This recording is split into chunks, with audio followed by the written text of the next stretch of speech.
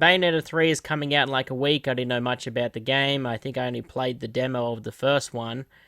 But I did like the little bit that I did play, so I never played the second one and didn't even know that they were working on a third one, let alone bringing it out this soon. And before it comes out, there's already been some bad news and controversy, which is that the original voice actor claims that she's been screwed over by Platinum Games and or Nintendo and is urging people to boycott the game, as she believes that she's been mistreated, detailing how the performer, Helena Taylor, in a few videos recently explaining that she was offered only $4,000 as a flat rate for her entire performance, which is disgusting if that is true.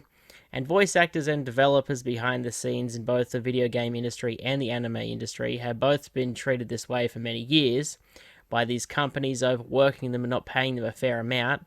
Now, they are an indie company, but they know that these games sell and make money, otherwise they wouldn't be making a third one. She points this out in her video. The Bayonetta franchise made an approximated $450 million.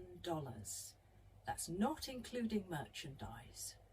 The final offer to do the whole game as a buyout, a flat rate, was $4,000 US. This is an insult to me. The amount of time that I took to work on my talent and everything that I have given to this game and to the fans.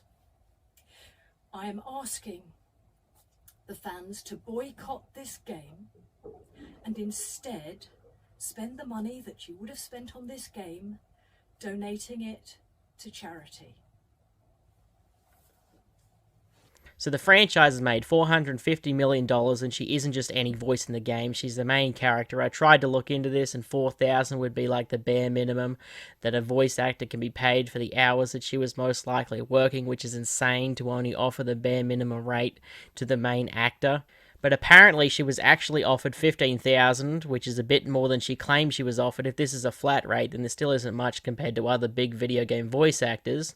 This information was leaked and then reported by Bloomberg, but whether this report is true or not is anyone's guess at the moment. But if she did lie, then it is fucked up to have people boycott the game because you didn't get the six-figure amount that she apparently wanted.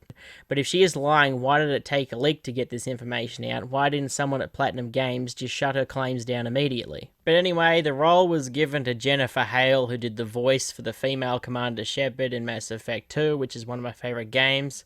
I don't think she deserves any blame for how she got the role. She was offered the role and then she took it. She probably had no idea what was going on behind the scenes with Taylor. She herself is an advocate for fair pay to voice actors. I don't really like these vague statements that people release, but she was under a non-disclosure agreement. But she basically just stated that she supports fair pay and that people should keep an open mind for the game as a whole. Basically saying that people should still support the game as a lot of people worked on it. You have to feel for these game designers and anyone else who contributed to the game, as they worked on something, but because of what a company did, it now affects everyone involved and whether the work will actually be appreciated now.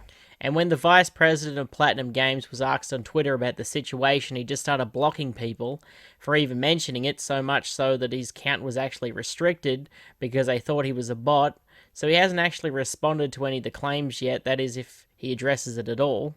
So whether this is a lie or not, the treatment of game designers and other contributors is an issue that is ongoing and needs to be addressed.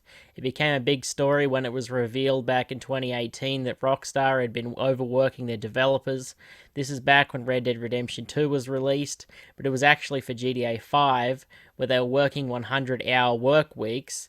One developer said it was like working with a gun to your head 7 days a week, and because of the backlash, they've reduced the scale of the new GTA, so it's not going to be as big as Red Dead was. Everyone wants to play these games and enjoy them, but no one really takes into consideration the work that these developers have to put in to create these projects.